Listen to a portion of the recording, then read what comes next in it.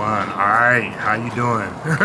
First, let me congratulate you for your sobriety. You know, I know that's hard to do. Most people have a real hard time doing that. I definitely did at one time. So, you know, salute to you. You said you've been doing it for a long time, and now you're clean. That's dope. But I appreciate you most for doing this interview with me and taking your time to do it with Absolutely. me. I've been promising for a long time. Yeah. So I appreciate it. So what's your name, age, and current living situation? Shelby Allman, and 33, almost 34, and I am at a sober living. Sober living? Yeah. All right. Can you tell me a little bit about your journey?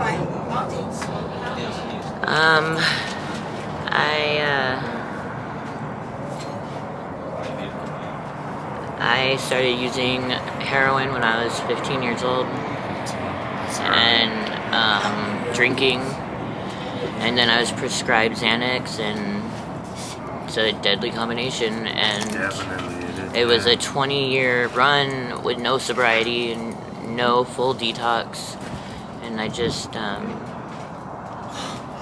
was in jail. And I know everybody says like, oh, everybody reads the Bible when they go to jail, but that wasn't like that. I'm not like that. Like, and I just was sitting there one night, and I just had like this peace come over me, like, and like, I'm gonna be okay. Like, everything's gonna be okay. Like, you know, kind of like Serenity. Yeah, absolutely. That was the word I was gonna use. Yeah, definitely say like Serenity. Because Serenity is a big part of my sobriety. So. Man, that's amazing. What led you to your current situation? Like, what led you to like being homeless in the first place? I sold a lot of drugs in a lot of places. Let's put it that way. And that was my income, and my apartment manager didn't like that I was always trying to pay with cash, was never like, you know what I mean? So he just like, yeah. Mad that you're trying to and so I came out to meet somebody one day. I drove down from Payson actually, and I just stayed down here, and it just kind of spiraled from there. Yeah, 90% of the people that I interview or talk to, they're not from Arizona. What do you think is the hype? Why do people come out here? Is it the weather, or is it just circumstantial?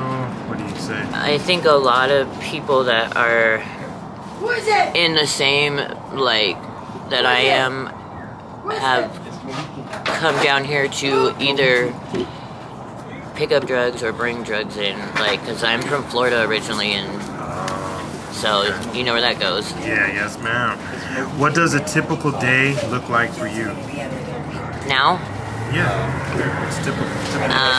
I wake up at 5:30 every morning, and the only thing I have to worry about is my coffee, my cigarette, my music, and my shower, and I'm on time. I get to show up for things. I've not been late to my IOP class, which is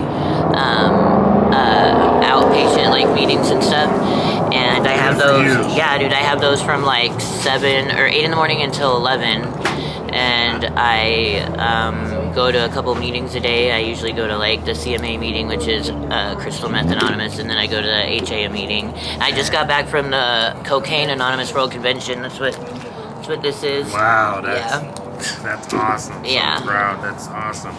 What's been the hardest part about being homeless for you?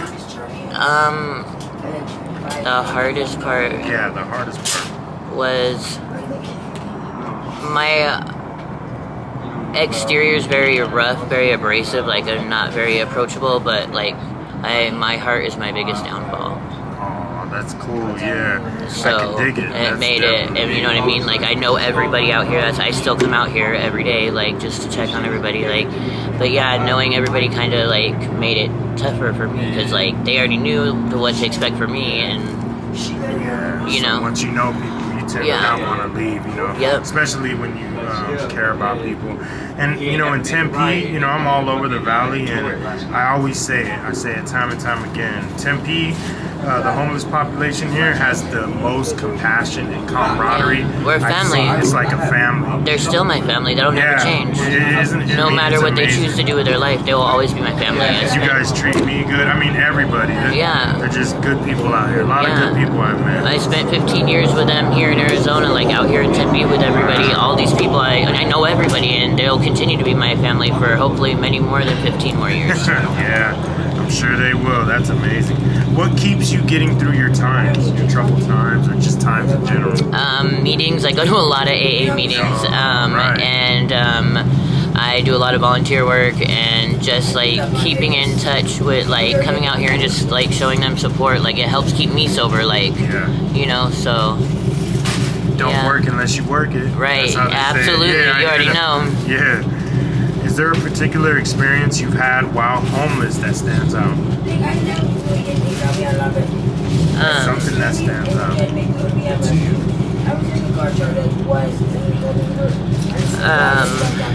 A few weeks ago was the 2-year anniversary of my very best friend was stabbed and killed. Yeah, that is still really hard for me. Like, yeah, I'm sorry. Damn, Shelby, that's crazy. But yeah, like that was only constant in my life for like 10 years. Like more than like putting your shoes on when you go outside type of thing. Like, and just he was my, my rider. Yeah. Like, was he with you, like your partner? No, he's just my best friend.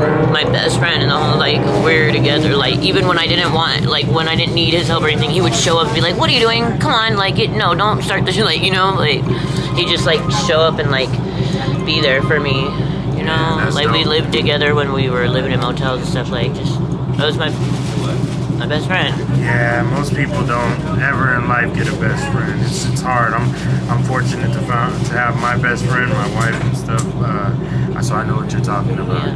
Definitely. What is something you wish people understood about homelessness?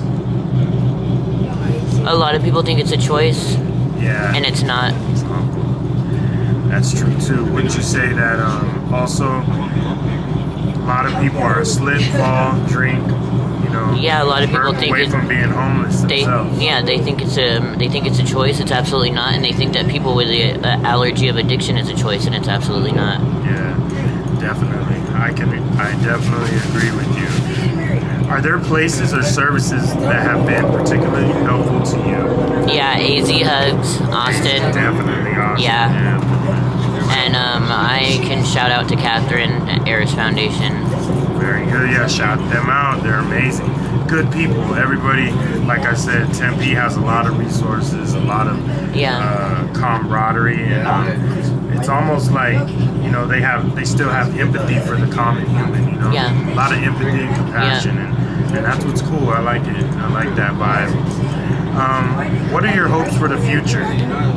That I will just like continue this road to recovery. Like I know that it's gonna be uphill for the rest of my life, but that's fine because it's like it's never gonna end. It stops. You know what I mean? Like as long as I don't get complacent and it plateaus, then. But my goal is to stay sober and continue doing what I'm doing and work in this field. So.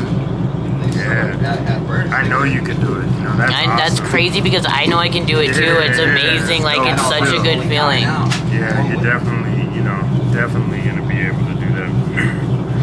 And I gotta ask you, do you have a Cash App or anything that you want to shout out, like a Venmo or anything like that, in case anybody who sees this video has compassion for your plight or what you're going through? No, I got everything I need right now. Like, I'm taking it one day at a time, and whatever it throws at me, I appreciate it, but yeah.